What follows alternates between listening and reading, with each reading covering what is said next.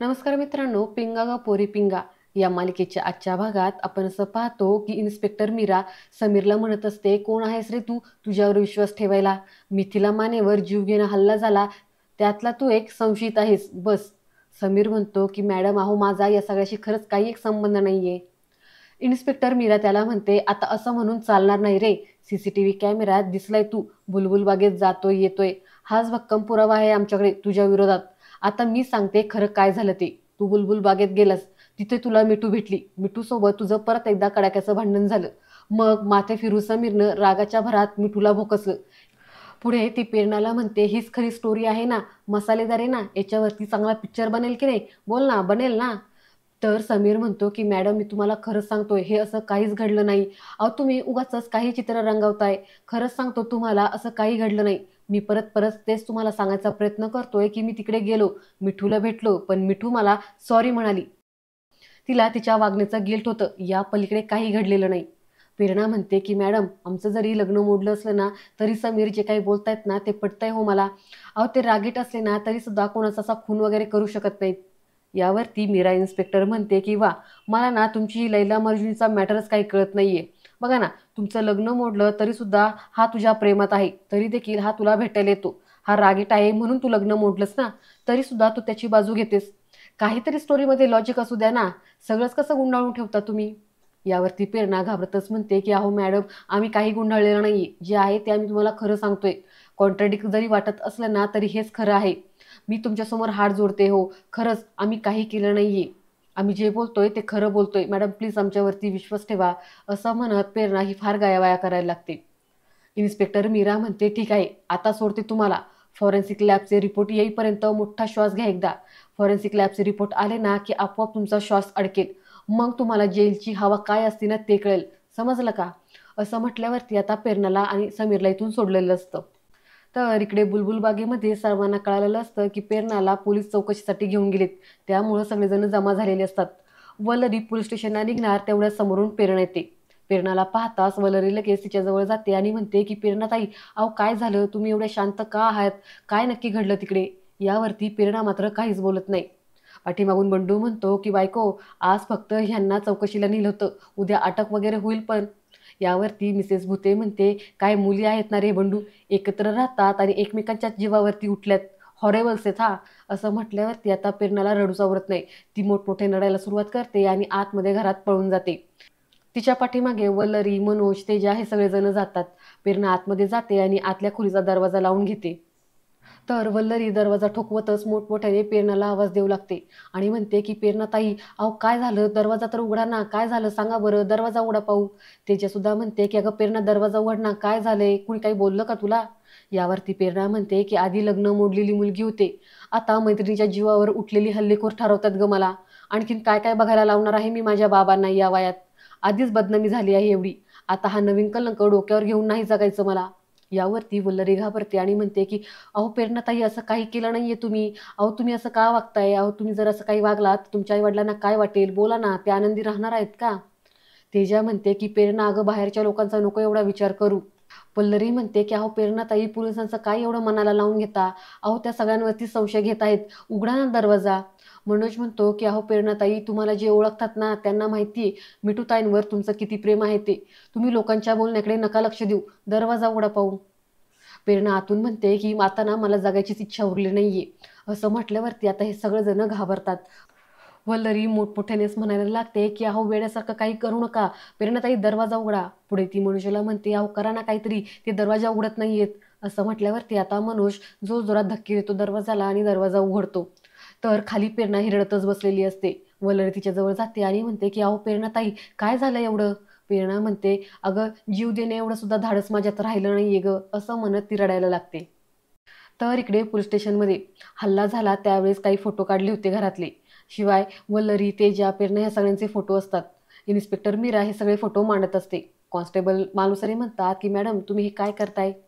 Inspector Mira म्हणते, गणितं मांडते मालुसरे, गणितं. तुमच्या एक गोष्ट लक्षात आली का. अहो ही पार्टी ऑर्गनाईज केली होती मिठूने, पण भिंतीवर फोटो होते हर्षित आणि तेजाचे. हर्षितचा मोबाईल जेव्हा मी चेक केला ना त्यावेळेस मी पाहिलं की तो चॅट करत होता मिठूसोबत. यातून काय अर्थ निघतो. पुढे ती म्हणते की समीरच्या स्टेटमेंटमध्ये सांगितले त्याने की माझ्या मैत्रिणी दूर होतील असं मिठू म्हणाली होती. मैत्रिणी मैत्रिणी म्हणजे तेजा, वल्लरी, प्रेरणा आणि श्वेता. मैत्रिणी म्हणजे सगळ्या मुली किंवा किमान दोन. त्यातली एक म्हणजे श्वेता, जिच्याशी तिचं भांडण झालं. दुसरी कोण असेल गेस करू शकता का मालुसरे? यावरती कॉन्स्टेबल मालुसरे म्हणतात की प्रेरणा. इन्स्पेक्टर मीरा म्हणते मालुसरे, तुम्ही कधी प्रेमात पडले नाहीत का हो? अहो हा लव्ह ट्रायंगल आहे. तिसरा कोण म्हणजे ही तेजा. तेजस्विनी विचारे. आता पोलिसांना तेजावरती संशय आलेला असतो. तर इकडे तेजाला कोणाचा तरी फोन येतो. तेजा फोनवरती रागातच म्हणते की हॅलो काय, हे बघ मला हे अजिबात चालणार नाही, इकडे अजिबात यायचं नाही. मी तुला आधी सांगितले, तू जर इथे आलास ना तर खूप मोठा प्रॉब्लेम होईल. एकदा सांगितलं ना, नाही म्हणजे नाही, असं म्हणत ती फोन कट करते. आता तेजाला कोणाचा फोन आलेला असतो, कोण तिकडून बोललेलं असतं हे आपल्याला काही यांनी दाखवलेलं नाहीये. मे बी हा ट्विस्ट असू शकतो. या केसला वेगळं पण वळण लागू शकतं. चला पुढे बघूया. आता दुसऱ्या दिवशी सकाळी दरवाजावरची बेल वाजते. वलरी जाऊन दरवाजा उघडते तर समोर इन्स्पेक्टर मीरा आलेली असते. मीरा आतमध्ये येते. तिला पाहताच तेजा आणि प्रेरणा थोड्या घाबरतात. इन्स्पेक्टर मीरा म्हणते काय चहा वगैरे नाही विचारणार का? प्रेरणा म्हणते सॉरी, हवाय का, टाकू का मी चहा? इन्स्पेक्टर मीरा म्हणते गंमत केली ग, चहा नकोय मला.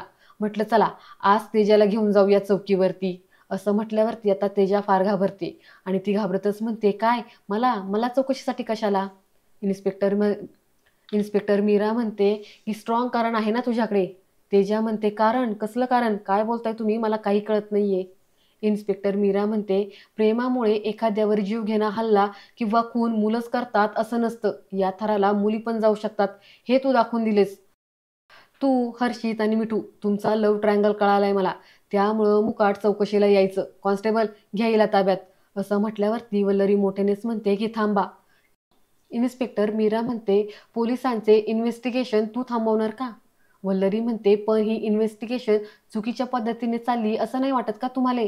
तुम्ही रोज येता, आम्हाला घाबरवता, धमक्या देता, काहीही सिद्ध झाले नाही तरी सुद्धा खात्री असल्यासारखं आम्हा सगळ्यांना गुन्हेगार ठरवताय. परत तुम्ही चौकीत घेऊन जातात, परत संध्याकाळी आणून सोडतात. हे सगळं किती भयंकर आहे आमच्यासाठी हे कळतंय का तुम्हाला? खेळवाटी राहिला का तुम्हाला हा सगळा? अहो आम्ही इथे आमच्या घरच्यांपासून लांब एकटे राहतो. आमच्यातल्या एका मैत्रिणीवरती हल्ला झालाय. ती जगेल की मरेल हे काही आम्हाला माहीत नाहीये आणि तुम्ही कारण नसताना आम्हा सगळ्यांना घाबरताय, धमके देताय. इन्स्पेक्टर मीरा म्हणते कारण नसताना डोकं आहे का जागेवर? यावरती वल्लरी म्हणते की हो, डोकंही आहे आणि मनही. आम्ही सगळ्यांना सामान्य घरातल्या मुली आहोत. पोलीस चौकशी, कोर्ट कचेरी, कोठडी म्हटलं ना की आमच्या सगळ्यांच्या मनामध्ये ना भीती येते आपोआप. आणि तुम्ही इथे आमच्या मैत्रिणीच्या हल्लेखोराला शोधायला आलात ना, तर मग तुमचा आदर वाटायला हवा ना आम्हाला. तसं वाटत नाही, उलटं वाटते तर ती भीती. सांगा ना तसं काहून वाटतं? काहून तुमचा आम्हाला आदर वाटत नाही? काहून तुमची आम्हाला भीती वाटत नाही? बोला ना. यावरती मीरा इन्स्पेक्टर म्हणते की मनात खोट नसेल ना तर कोणी किती धमक्या दिल्या ना तरी भीती नाही वाटणार, समजलं का? आणि हां, मी माझं काम करते आणि ते कसं करायचं ना ते मला तुझ्याकडून शिकायची गरज नाहीये, समजलं? चला रे हिला घेऊन. असं म्हणून आता तेजाला पोलीस चौकशीसाठी हे पोलीस चौकीवरती घेऊन जातात. तर प्रेरणा फार घाबरलेली असते.